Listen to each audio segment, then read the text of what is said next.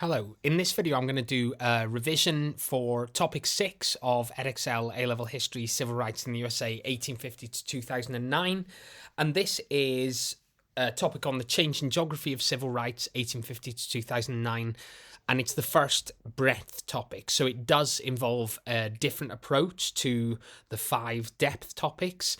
I've done a specific video on how to approach the breadth topics and the section C essays, which I'll put a link in the description, as well as a link to all the other videos on the civil rights paper that I've done.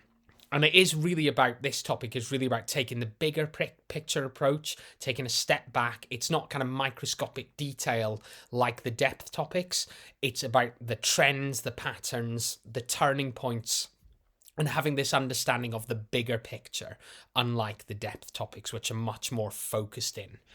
Okay, so in the same way as the other videos, I'm going to go through this video in quite, in a clear structure. So to begin with, I'm going to start off talking about what does change in geography mean. Then I'm going to go through the specification.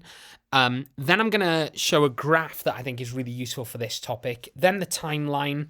Then talking through the key content and the past questions. There are a lot of past questions because this topic, as it's a breadth topic, it's come up in every past paper. So there's 6 past questions that I'm going to go through. Okay. So to begin with, what does change in geography mean? So if you've been taught this differently, that's absolutely fine. This is the way that I explain it when I teach this. So where are Black Americans living? So migration and settlement is the first kind of point here. So in terms of change in geography, where are Black Americans living? Where are they moving to? Why is that? So kind of push and pull factors, things like that. The second point for this is segregation. So what's the situation with segregation? De jure segregation, like Jim Crow laws, so segregation in law, or is it de facto, so kind of in practice? Maybe, if we think about the North in the latter half of the 20th century, it's more de facto segregation that we see. And then the third point to think about with change in geography is racial tensions and race riots. And again, this changes as time goes on, from maybe white Americans kind of attacking Black Americans for moving into their area, or issues over jobs and things like that, towards the latter half of the 20th century, more about Black Americans venting their frustration and anger at the socioeconomic issues, police brutality, lack of opportunity, those kind of things in the latter half of the 20th century. Okay, so on to the specification.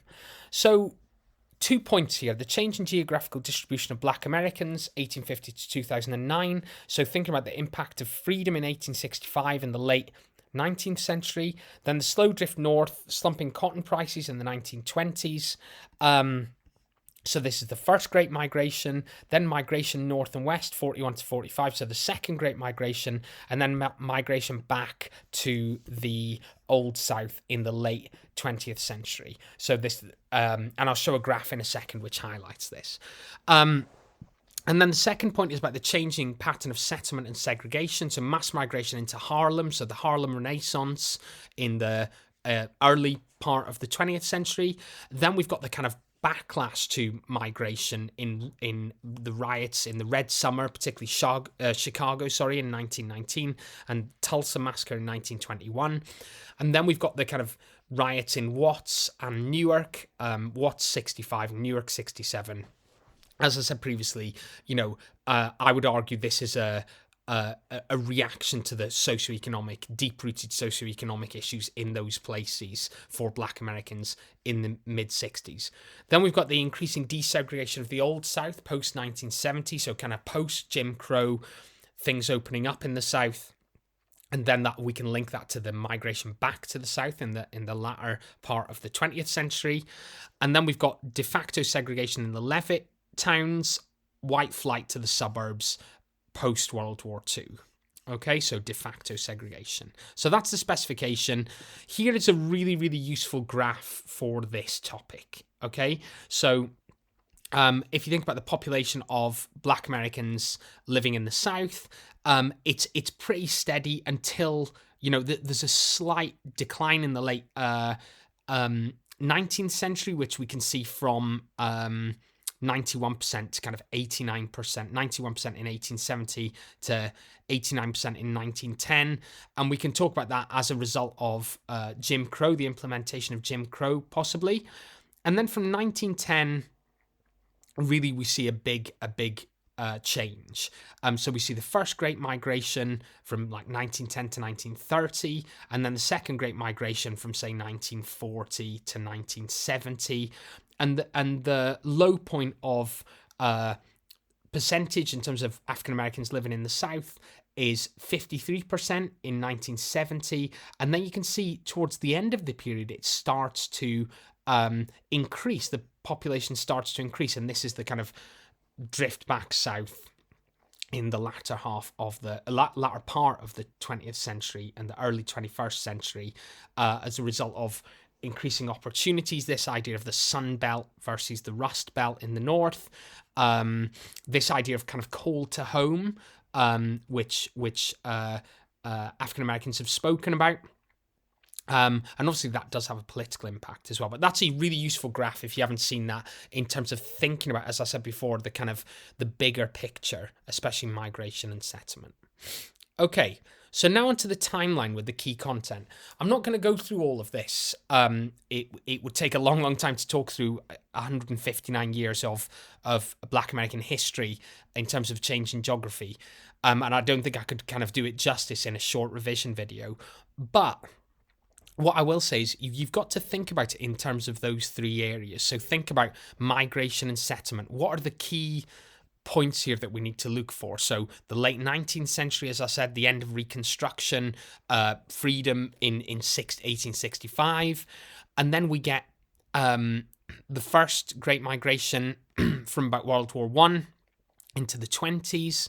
And then the second Great Migration, World War II, into the 50s and 60s.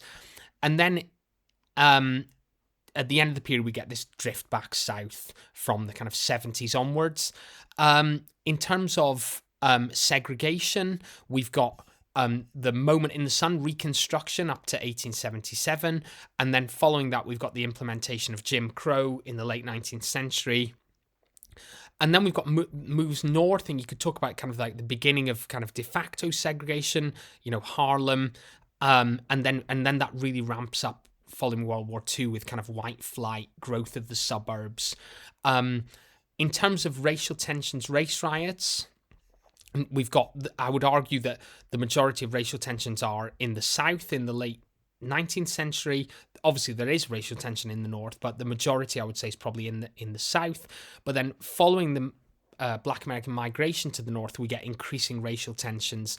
And you could talk about initially the New York City race riot in 1900, but then the Red Summer 1919 and Tulsa in 1921. You can talk about that being a kind of consequence of the Great Migration, the first Great Migration. Similarly, Detroit and Harlem in 1943, you could say that's a kind of white backlash to the Great Migration and increasing Black Americans living in the North. I think the story changes slightly, as I said before, in the 60s. So if we talk about Watts and Newark and Detroit, it's more about, I would argue, Black Americans' kind of frustration at the lack of socioeconomic opportunities and kind of police brutality, if you look at the causes of those riots. So it kind of changes, the causes of those riots change.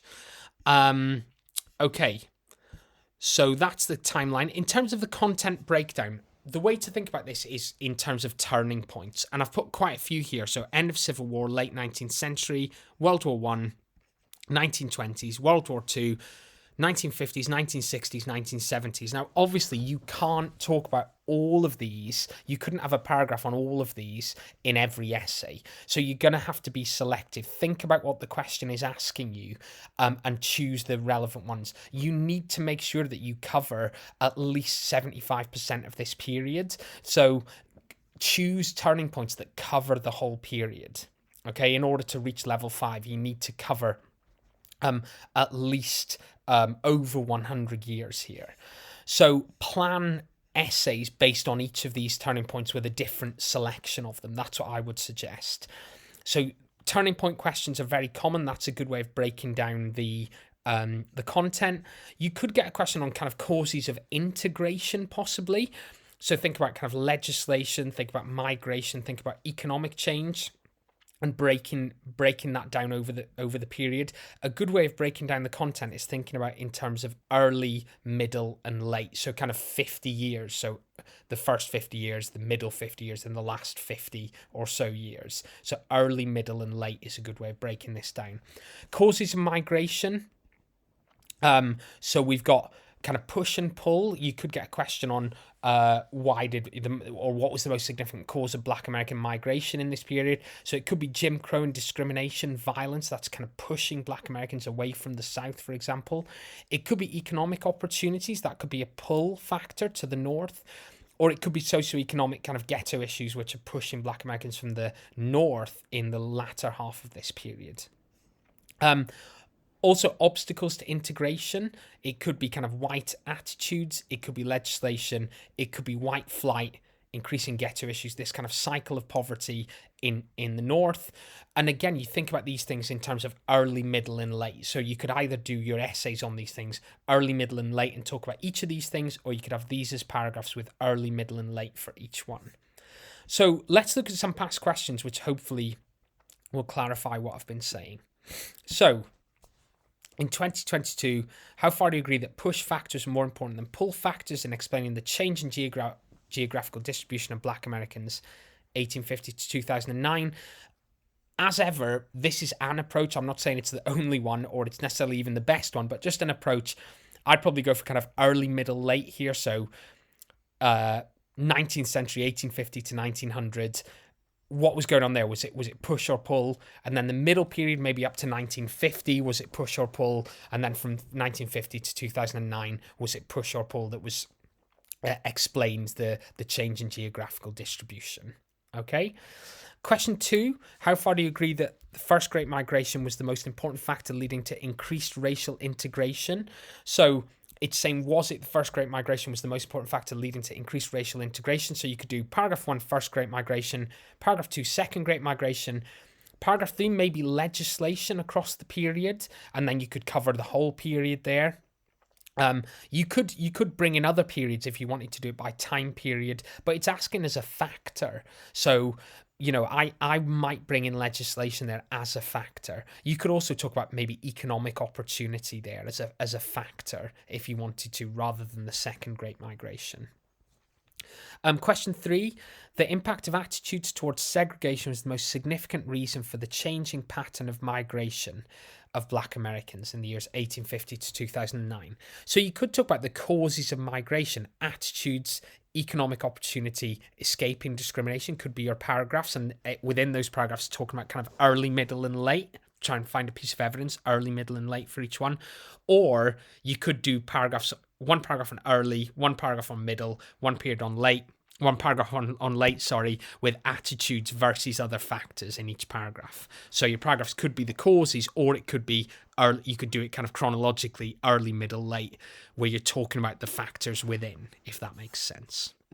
Okay, in 2019, the outcome of the Civil War for Black Americans in 1865 was the key turning point in the change in geography of civil rights issues in the USA 1850 to 2009. So that's a turning points question. So outcome of Civil War, you could link that to the late 19th century, take that a bit beyond the Civil War, then maybe World War I, World War II, and then the 60s onwards. Again, as I said previously, this is open to you. It depends on what your argument's going to be. World War I and World War II are pretty significant, I think, in terms of change in geography of civil rights issues. Question 2 there is a question that I'm not particularly fond of. I don't think that's a really good question at all. The inner city riots in Watts in 1965 were the most damaging obstacle to desegregation in the USA in the years 1850 to 2009. What I think they meant by this was that it was the white backlash to Watts that damaged desegregation, so it increased kind of white flight. I think that's it's to put it mildly, I don't think that's a particularly well worded question. If you had to do this, I think you could do the Watts backlash and then white attitudes and violence as being an obstacle to desegregation, so kind of the KKK Southern Democrats. You could talk about those things. And then segregation laws, obviously being an obstacle to desegregation. And then number 3, how far do you agree that the first Great Migration can be regarded as the most significant change in the pattern of black settlement in the USA in the period 1850 to 2009, 2017? So that's a turning points question. First Great Migration, Second Great Migration, post-60s, late 19th century, something like that. Again, it's up to you, whatever you think your turning points would be, but I'd maybe go for those. So I hope that was useful. Please let me know if you've got any questions about any of these things, or maybe if any of those past questions you want me to go into any more detail. Just leave a comment below. Thank you for listening.